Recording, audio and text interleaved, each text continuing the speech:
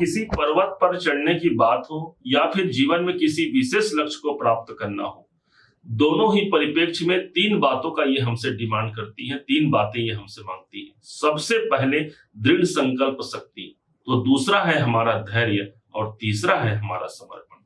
जब ये हमारे अंदर मौजूद हो जाए तो हमें सफलता के शिखर तक पहुंचने से दुनिया का कोई इंसान नहीं रोक सकता और न ही किसी शक्ति में ये सामर्थ्य है कि वो हमको रोक पाए। माना जाता है कि शनिदेव को ही दृढ़ संकल्प शक्ति कहा जाता है, धैर्य कहा जाता है और यही है समर्पण के कारक। आज कैसे हम सफलता के उस मुकाम तक पहुंच पाएंगे जहां हमको पहुंचना है, आज इस बात पर चर्चा होगी।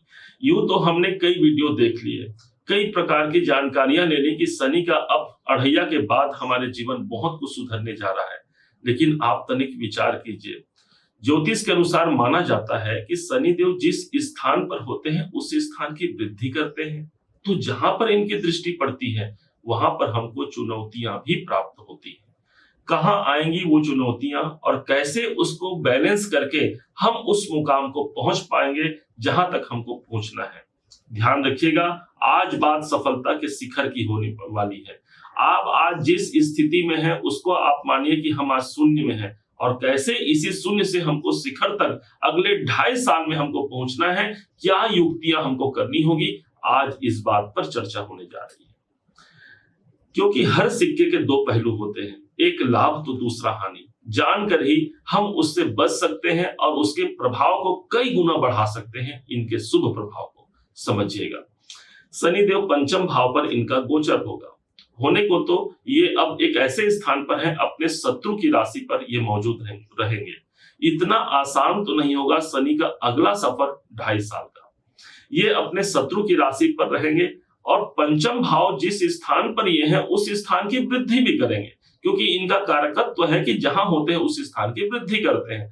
तो पंचम भाव संतान से संबंधित कोई चिंताओं का यदि हम सामना कर रहे हैं तो उन चिंताओं से हमको मुक्त करेंगे, अर्थात हमारे संतान के लिए एक अच्छा अवसर हो गया। आपके गोचर में ये योग बना है, लेकिन आपके बच्चों के लिए एक बेहतर समय हो गया। बच्चे प्राप्त करना चाह रहे हैं या फिर उनके कैरियर, उनके एजुकेशन के लिए आप चिंतित हैं, तो यहाँ आपको उस चिंता से मुक्त शनिदेव करा पाएंगे।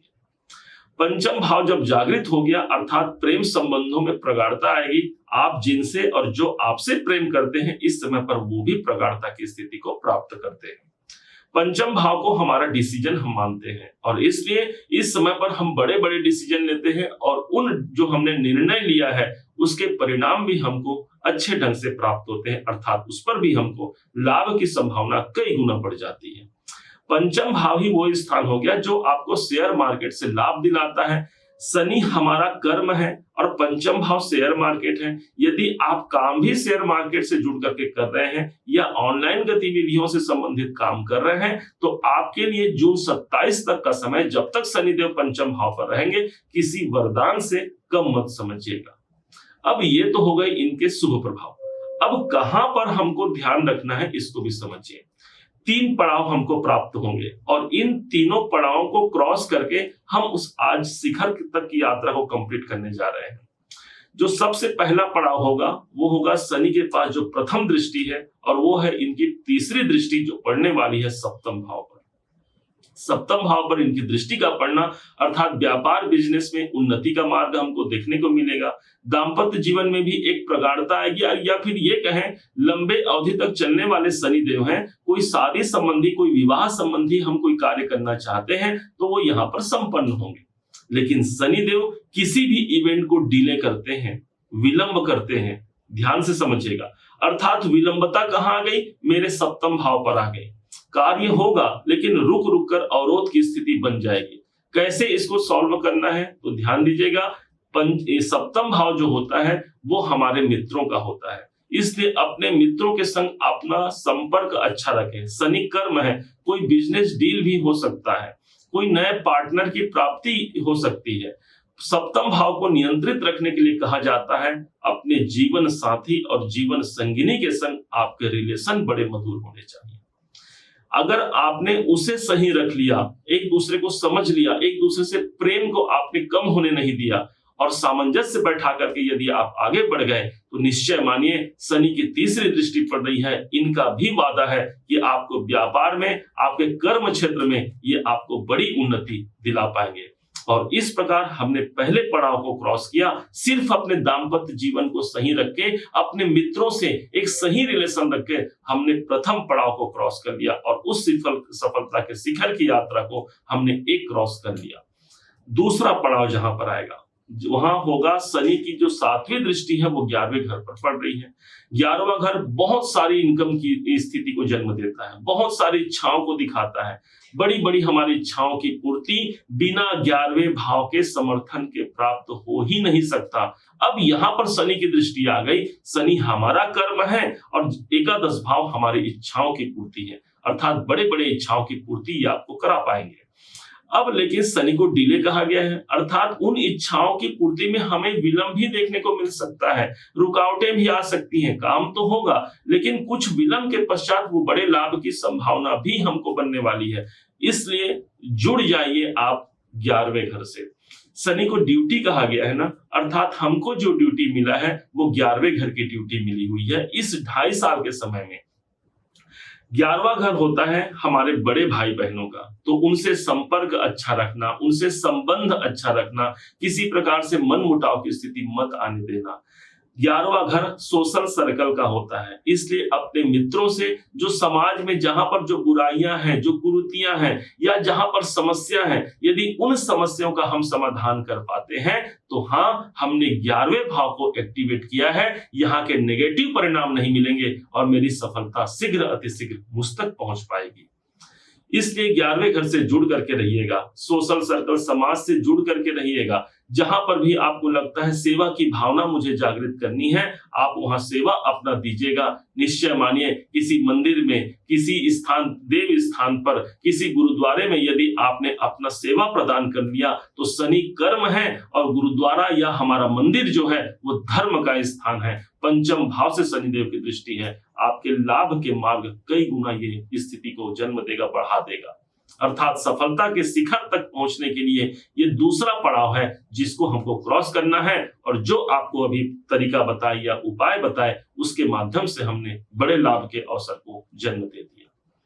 अब स्थिति बनेगी तीसरे पड़ाव की। ये तीसरा पड़ाव जहां पर प्राप्त होने जा रहा है वो स्थान है आपका द्वितीय भाव। शनि की 10वीं दृष्टि दूसरे भाव पर, द्वितीय भाव पर पड़ रही है।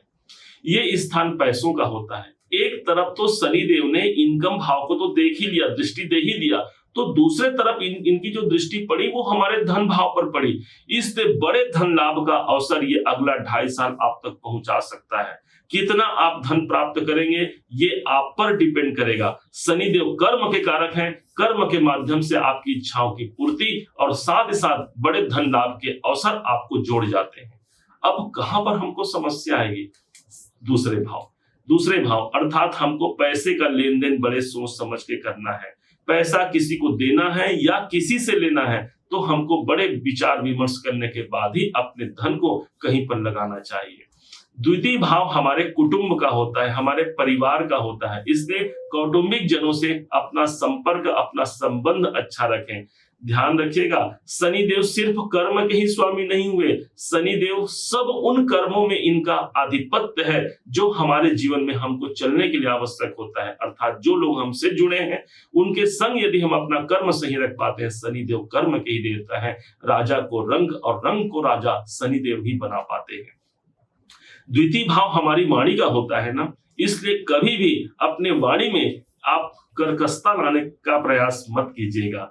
कोयल का को देत है कागा का को लेख, ऐसी वाणी बोलिए मन का आपा खोए, औरन को शीतल करे आप भी शीतल होए। आपका स्वभाव ही है, क्योंकि आप स्वयं वृश्चिक राशि के हैं, किसी को आप एकदम से नहीं बोल पाते, क्योंकि आपके अंदर एक बात ये देखी गई है कि आप स्पष्ट वक्ता होते हैं।